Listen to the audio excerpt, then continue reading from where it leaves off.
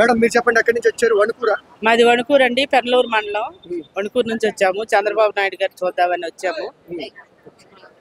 స్వర్ణాంధ్ర 2047 అని చెప్పి చంద్రబాబు నాయుడు గారు విజన్ అయితే వేశారు. ఎలా ఉంటది అనుకుంటున్నారు? మేము చంద్రబాబు నాయుడు గారు అంటే మాకు ఫస్ట్ నుంచి అభిమానమేనండి. ఫస్ట్ నుంచి మా తెలుగుదేశం పార్టీయే.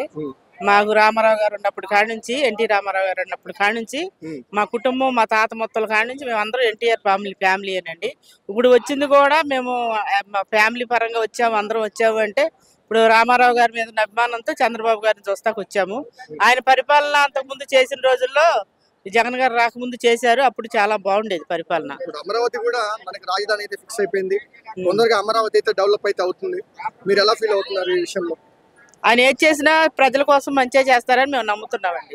2047లో మన ఏపీ నెంబర్ 1 ప్లేస్ లో ఉండాలి అని చంద్రబాబు నాయుడు గారు కోరుకుంటున్నారు.